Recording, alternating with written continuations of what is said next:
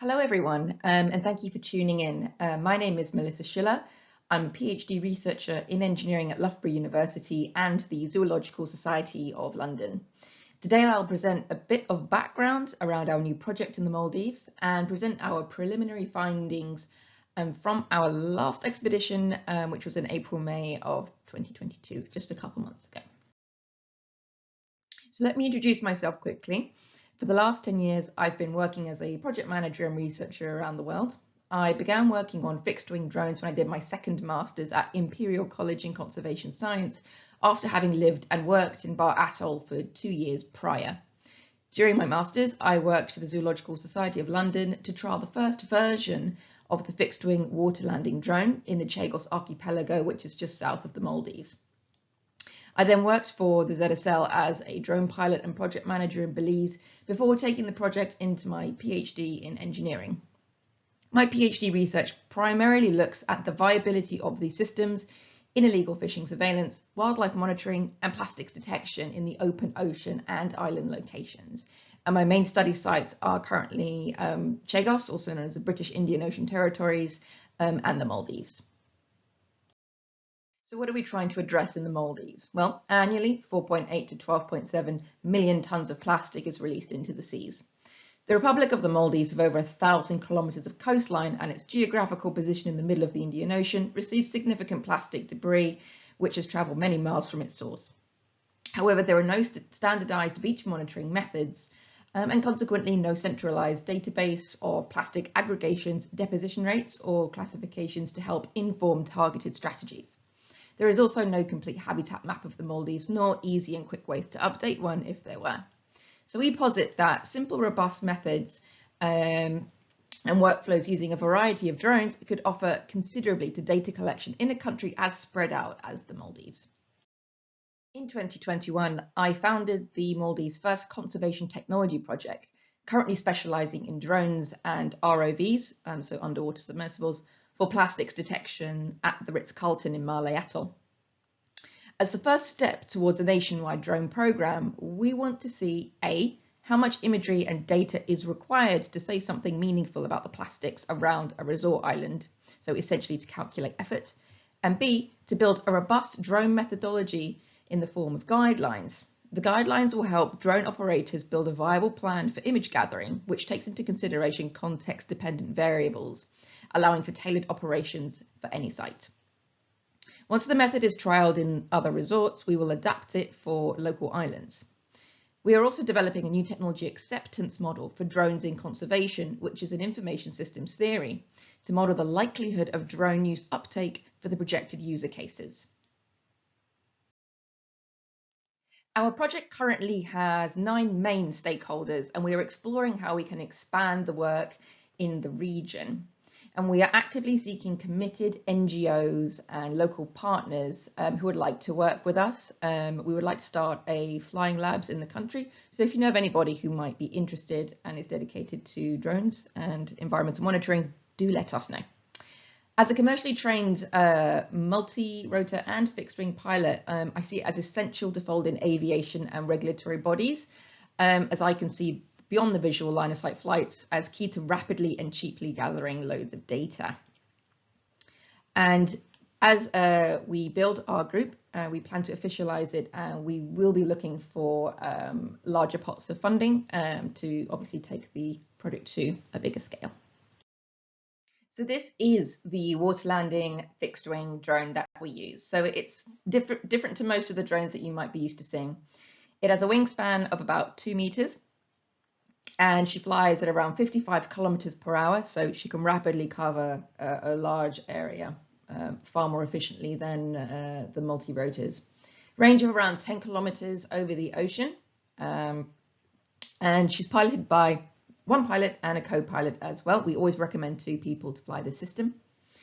It's controlled using the remote controller, so you can see the young boys here holding it, and a laptop computer, and we run Mission Planner on the laptop, and that is open source software, which means it's free.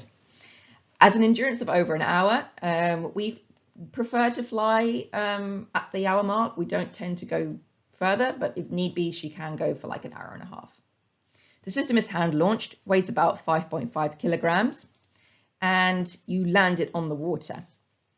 So a little bit of experience and training is required to land it, or rather to plan the flying for the landing to make it nice and smooth, and a little bit of understanding in the principles of flight and a bit of physics is very helpful to understand how the aeroplane moves in the air. So in April 2022, the study site for us was Magudu Island in Fallati, and the fixed-wing drone, a DJI Phantom 4, the old one, and the Mavic Enterprise were systematically flown to compare usability and image output for seagrass mapping and, of course, plastics detection. In 10 days, 6 fixed-wing flights were flown with flight times just under 55 minutes, and we flew at 80 and 100 meters altitude.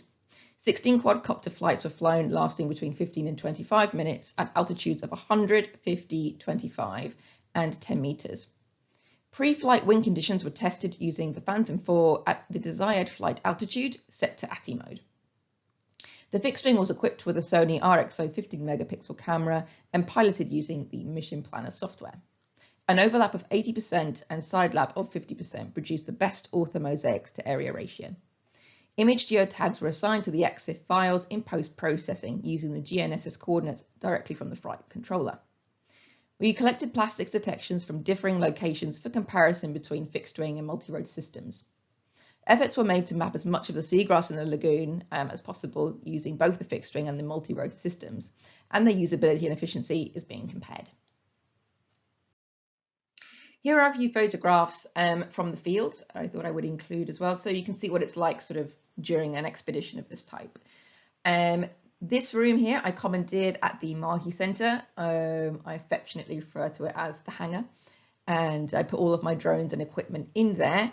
It's important to have a clean and safe space to charge lithium polymer batteries because they can potentially be quite volatile. And it's important that the room is also temperature controlled as well, because you don't want any of your equipment overheating. This is how we transported our drone from the centre to our flight sites. You can carry the system as well, it's not a problem, but this was a lot easier. Here's a really nice photograph of the system flying over Magudu Island. We had a GoPro on board, and yeah, it just gave us a really nice idea of how the system was flying in terms of its stability in the air as well.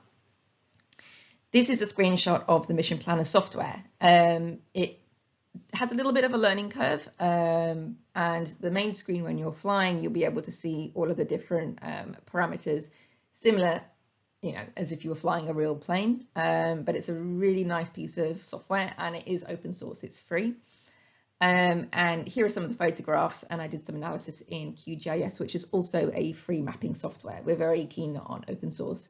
And all of our flights were done under Maldivian permits. So we had permits to fly the fixed wings, BVLOS, and we also had permits to fly the quadcopters as well. And this is basically how you do it. So that's Dr. Stephen Lloyd, my engineering colleague. So I was holding the remote controller, and I was controlling the motor and the automated sequence. And I called to Steve, who's going to be what we call the deployer. We have a set of calls and responses. Everything is done in a very specific way, and everyone knows exactly what they need to do at exactly the right time. You know, there's a very large propeller on the back of that drone. It's carbon fiber, it travels very fast. So safety for us is paramount, but you can learn how to fly this system in an afternoon. So that's one of the great things about it. So here are some of the preliminary results I'd like to show you.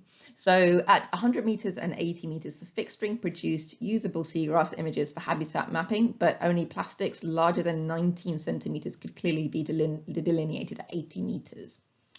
So the average fixed wing flight was 45 minutes long, and it traveled around 32 kilometers in total distance, covering up to a kilometer squared in area.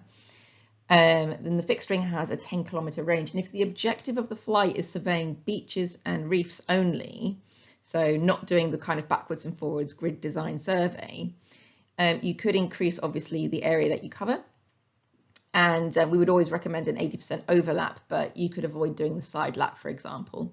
But if you do want to do your orthomosaics, we always recommend you include 50% side lap for if you want to create those habitat maps. So if we have a look at the calculated ground sampling distances for these three systems, we notice that unfortunately the Phantom 4, which is resident at the Mahi Centre, has quite a high ground sampling distance at 100 meters altitude, so 4 centimeters per pixel.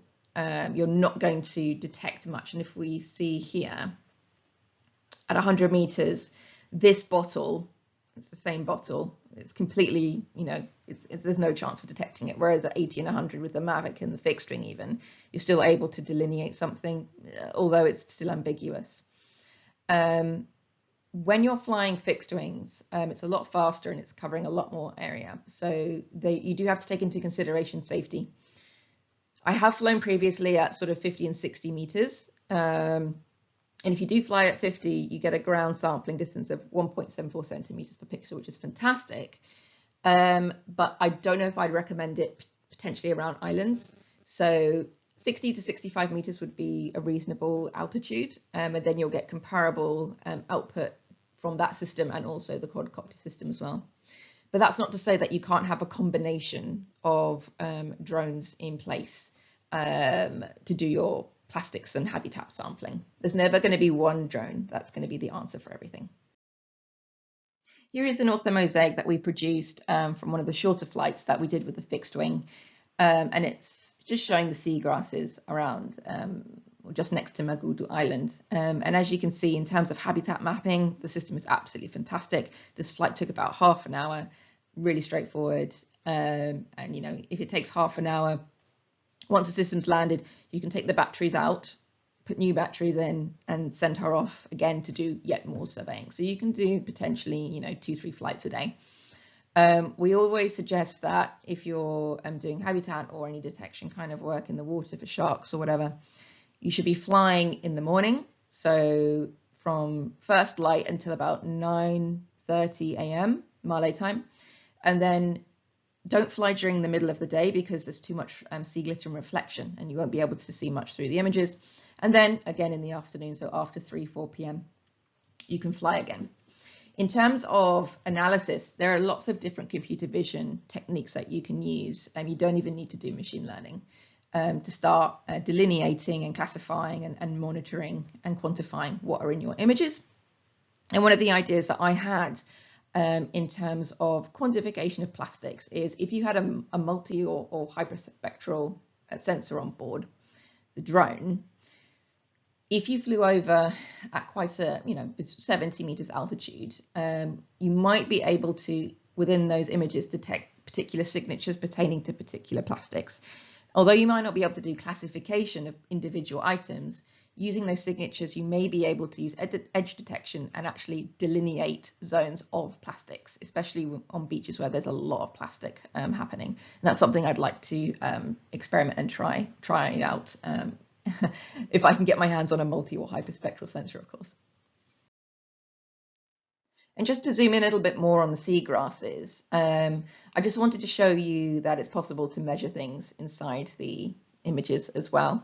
And you don't need any fancy software. I did this in Photoshop, and most people know at least somebody who's got a copy of Photoshop using the measuring tool. So once you know what your ground sampling distance is, there are calculations to help you do that. You know what 1 pixel represents in the real world. And then you just use the measuring tool to count how many pixels there are in a line, and then you just multiply that by your ground sampling distance, and then you've got your measurements there, which is fantastic. And I just zoomed in a little bit to measure one of these like frilly frondy type edges where the seagrass is. I'm not a seagrass expert, so if anyone knows what that actually, the name of that is, please tell me. But just to point out that, you can see the pixels in this image, and I've just drawn a line, and that whatever that is, it's 31 centimeters in length, which could be quite helpful if you're trying to measure the growth throughout the seasons or throughout the years. So here is a snapshot of the island Magudu in Fafu from Google Earth. And then overlaid is our collection of author mosaics that we produced in Agisoft Metashape. And then Luca has stitched them all together to show what we've covered during our 6 days flying. And the reason you've got a discrepancy in colours is because obviously we flew at different days, and as a result there were different lighting conditions as well. And that particular map is a low resolution map just for the purposes of not melting my PowerPoint. But as you can see, in a week you can start covering quite a large distance in very good detail. So for example, if you were to condense these flights even more, you could do, for example, 6 flights in 2 days. All of a sudden you can see how quickly in the good season you could do the entire atoll. And I do have some calculations on how long that would take to do the whole country, if anyone's interested. But I'm very interested in doing habitat mapping of the entire country using these large drones, and I think Luca is as well. But we're using the seagrass work at Magudu as a feasibility. In order for beyond visual line of sight fixed wing drone operations to become more widespread in the Maldives, there needs to be a bit of a conversation between potential operators, so people like myself, the Civil Aviation Authority, MNDF, just to understand the use of the airspace. So at the moment, the majority of the airspace at lower altitudes is saturated with the seaplanes. And we need to learn how to create a dialogue between the different airspace users and see what's possible. Because at the moment we're relying sort of on apps to understand what's happening in the skies around us before we fly. And there are NOTAMs available, but not for all operations on the aviation website. So I'm really keen to start those conversations to see how we can potentially also introduce commercial licenses for drone flying in the Maldives in a similar way that there are in other countries as well. Thank you so much for your attention, and thank you to all of the partners and supporters of the project. Without these guys, none of this would be possible. If you'd like to get in touch, please feel free to drop me an email. I'm also on Twitter, and I hope to meet you soon. Thank you.